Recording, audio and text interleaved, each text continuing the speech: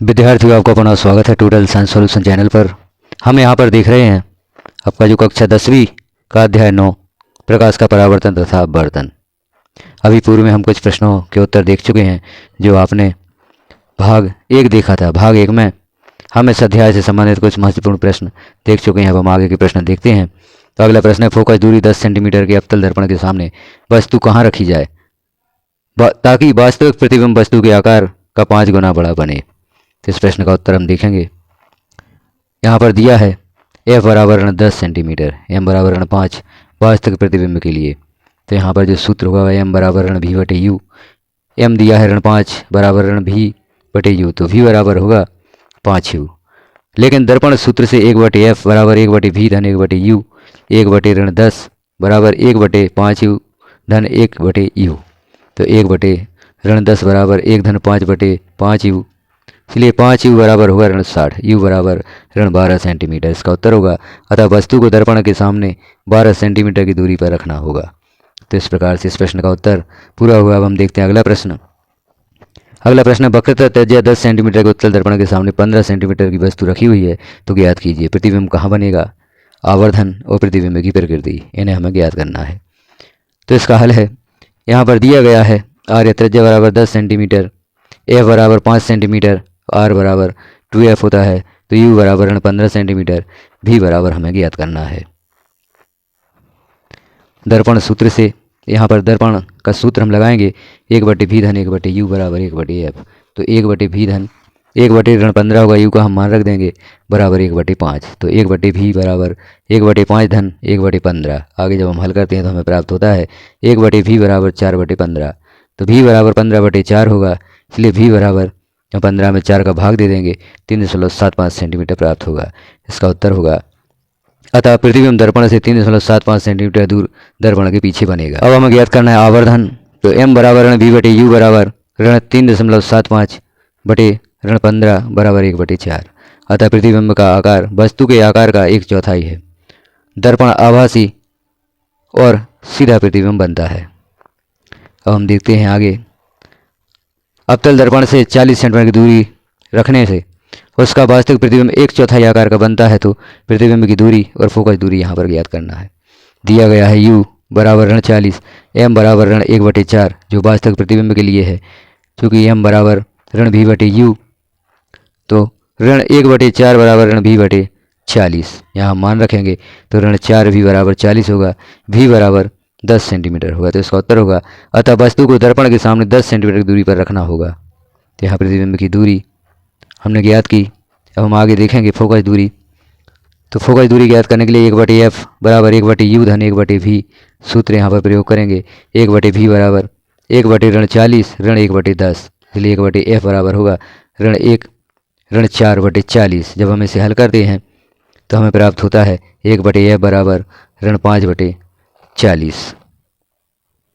आगे हम देखते हैं अगला प्रश्न है, उत्तल दर्पण से 40 सेंटीमीटर दूरी पर रखी वस्तु का प्रतिबिंब 10 सेंटीमीटर दूरी पर बनता है, दर्पण की फोकस दूरी ज्ञात कीजिए। तो यहाँ पर दिया गया है u बराबर 40 सेंटीमीटर, v बराबर 10 सेंटीमीटर, f बराबर ज्ञात करना है। दर्पण सूत्र से 1 बटे u धन 1 बटे v बराबर 1 बटे f।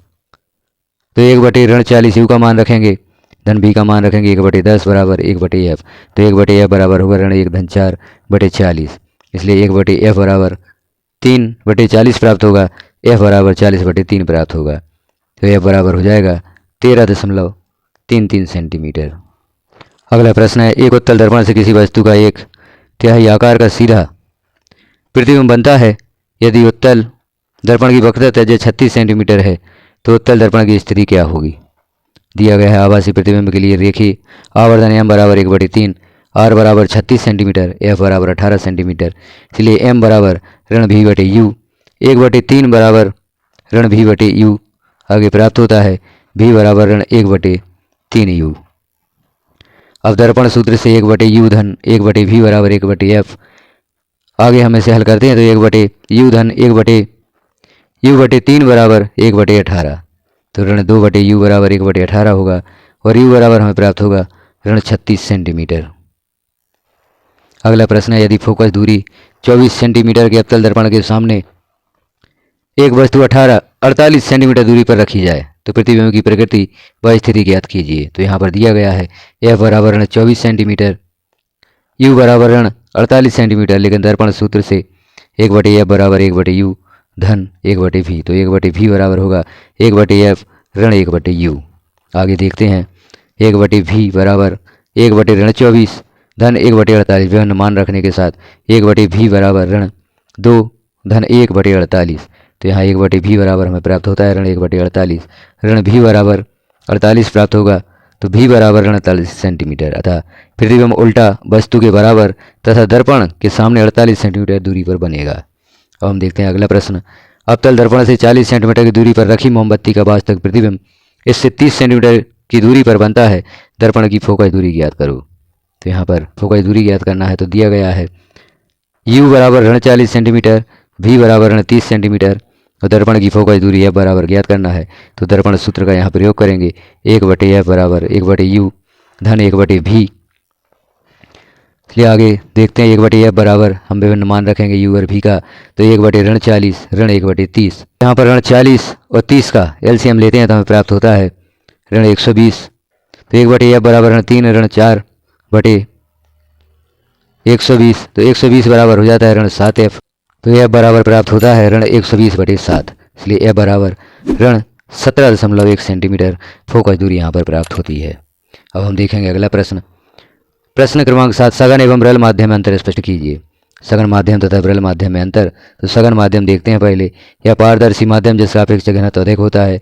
सघन माध्यम में प्रकाश का वेग कम होता है। और तीसरा है सघन माध्यम में प्रकाश की तरंग दैर्घ्य का मान कम होता है। विरल माध्यम, यह पारदर्शी माध्यम है जिसका अपेक्षित घनत्व कम होता है। विरल माध्यम में प्रकाश का वेग अधिक होता है और विरल माध्यम में प्रकाश की तरंग दैर्घ्य का मान अधिक होता है। तो यहाँ देखा हमने सघन और विरल माध्यम में अंतर।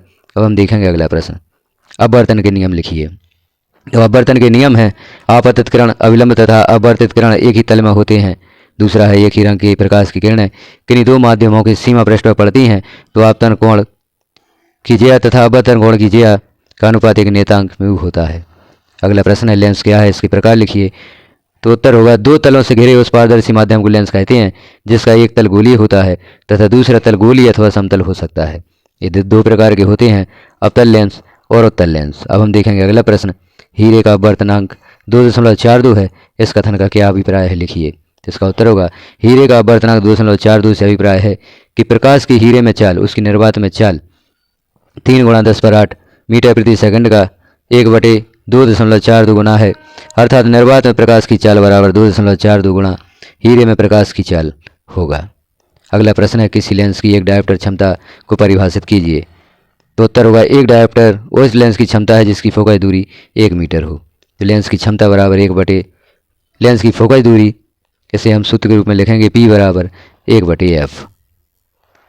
अगला प्रश्न है 2 मीटर फोकस दूरी वाले अवतल लेंस की क्षमता ज्ञात कीजिए। तो इसका उत्तर दिया है अवतल लेंस की फोकस दूरी F बराबर ऋण 2m, चूँकि अवतल लेंस की फोकस दूरी ऋणात्मक होती है, चूँकि P बराबर 1/F कोष्टक में m है बराबर 1/2 बराबर ऋण 0.5 डायोप्टर, अतः अवतल लेंस की अभिष्ट क्षमता बराबर 0.5 डायोप्टर है। अगला प्रश्न है लेंस की क्षमता से आप क्या समझते हो, इसका मात्रक क्या है। उत्तर होगा लेंस की क्षमता किसी लेंस द्वारा प्रकाश किरणों का अभिसरण या अपसरण करने की मात्रा को उस लेंस की क्षमता के रूप में व्यक्त किया जाता है। संख्यात्मक रूप से लेंस की मीटर में व्यक्त फोकस दूरी का व्युत्क्रम उस लेंस की क्षमता कहलाती है, अर्थात लेंस की क्षमता P बराबर 1/ फोकस दूरी F जो मीटर में होगी। लेंस की क्षमता का मात्रक, इसका मात्रक डायोप्टर या D होता है। अगला प्रश्न है प्रकाश वायु से 1.50 अपवर्तनांक के कांच की प्लेट में प्रवेश करता है, कांच में प्रकाश की चाल कितनी है। निर्वात में प्रकाश की चाल 3 × 10⁸ मीटर प्रति सेकंड है। तो कांच का अपवर्तनांक U बराबर 1.50 बराबर 3/2, निर्वात में प्रकाश की चाल C बराबर 3 × 10⁸ मीटर प्रति सेकंड ज्ञात करना है कांच में प्रकाश की चाल। तो 3 बराबर 3 × 10⁻³ मीटर प्रति सेकंड हम जानते हैं। अपवर्तनांक में बराबर C/V, तो 3/2 बराबर 3 × 10⁻³ होगा। उत्तर प्राप्त होगा V बराबर 2 × 10⁸ मीटर प्रति सेकंड। अगला प्रश्न है जो कि महत्वपूर्ण प्रश्न है, लेंसों का उपयोग लिखिए। तो उत्तर लेंस का उपयोग पहला है सूक्ष्मदर्शी, दूरदर्शी, फोटोग्राफिक कैमरा आदि में। दूसरा है दूरदृष्टि दोष एवं जरा दृष्टि दोष के निवारण हेतु चश्मों में। तीसरा घड़ी साज द्वारा घड़ी के छोटे छोटे पुर्जों को देखने में। चौथा है रीडिंग लेंस के रूप में और पांचवा है हस्तरेखा एवं फिंगरप्रिंट विश्लेषण द्वारा। द्वारा। अवतल लेंस के उपयोग गैलीलियो दूरदर्शी में निकट दृष्टि दोष एवं जरा दृष्टि दोष के निवारण में, और बेलनाकार लेंस इसका उपयोग है दृष्टि वैषम्य के निवारण हेतु चश्मों में। अगला प्रश्न है, निकट दृष्टि दोष किसे कहते हैं? चित्र देते हुए समझाइए कि इसका निर्माण कैसे किया जाता है। तो निकट दृष्टि दोष, जब निकट की वस्तुएं स्पष्ट रूप से दिखाई देती हैं किंतु दूर की वस्तुएं स्पष्ट रूप से दिखाई नहीं देती हों, तो इस प्रकार के दोष को निकट दृष्टि दोष कहते हैं। इस दोष के निवारण के लिए अवतल लेंस का उपयोग करते हैं। जैसे यहाँ पर आप चित्र भी देख रहे हैं, स्वस्थ नेत्र और निकट दृष्टि दोष युक्त नेत्र। अगला प्रश्न है, दूरदृष्टि दोष किसे कहते हैं? चित्र देते हुए समझाइए इसका निवारण कैसे किया जाता है। तो दूरदृष्टि दोष, जब दूर की वस्तुएं स्पष्ट रूप से दिखाई देती हैं किंतु निकट की वस्तुएं स्पष्ट रूप से दिखाई नहीं देती हों, तो इस प्रकार के दोष को दूरदृष्टि दोष कहते हैं। इस दोष के निवारण के लिए उत्तल लेंस का उपयोग करते हैं। तो आप चित्र भी देख रहे हैं, स्वस्थ नेत्र का चित्र और दूरदृष्टि दोष युक्त नेत्र का चित्र यहाँ पर देख रहे हैं। अगला प्रश्न है, चित्र बनाकर बताइए कि दीर्घ दृष्टि दोष कैसे संशोधित किया जाता है। इस दीर्घ दृष्टि दोष युक्त नेत्र का निकट बिंदु 1 मीटर है। इस दोष को संशोधित करने के लिए आवश्यक लेंस की क्षमता क्या होगी? तो यहाँ पर आप चित्र देख रहे हैं और दोष संशोधन हेतु आवश्यक लेंस की क्षमता की गणना भी यहाँ पर की गई है, जिसे आप देख लें। अगला प्रश्न, किसी निकट दृष्टि दोष से पीड़ित व्यक्ति का दूर बिंदु नेत्र के सामने 80 सेंटीमीटर दूरी पर है। इस दोष को संशोधित करने के लिए आवश्यक लेंस की प्रकृति तथा क्षमता क्या होगी? तो इसे आप देखें, इस प्रकार से हल करें और यहाँ पर अंत में उत्तर दिया गया है, व्यक्ति निकट दृष्टि दोष से पीड़ित है अतः दोष संशोधन के लिए अवतल लेंस प्रयोग करना चाहिए। इस प्रकार से हमने अध्याय प्रकाश का परावर्तन और अपवर्तन के सभी प्रश्नों के उत्तर देखे। इन प्रश्नों को आप तैयार करें और अपनी परीक्षा की तैयारी करें। इन प्रश्नों की सहायता से आप परीक्षा में 100% सफलता प्राप्त कर सकते हैं। इस प्रकार के और भी प्रश्नों के उत्तर देखना चाहते हैं, वन लाइनर क्वेश्चन देखना चाहते हैं, तो चैनल पर विजिट करें। चैनल को सब्सक्राइब नहीं किया है तो चैनल को सब्सक्राइब कर लें, बेल आइकन को क्लिक कर ऑल पर प्रेस कर दें, ताकि जैसे ही आगे कोई महत्वपूर्ण प्रश्न चैनल पर पब्लिश किए जाते हैं तो वह नोटिफिकेशन के रूप में आपको प्राप्त हो सकेंगे। वीडियो को लास्ट तक देखने के लिए आपका धन्यवाद।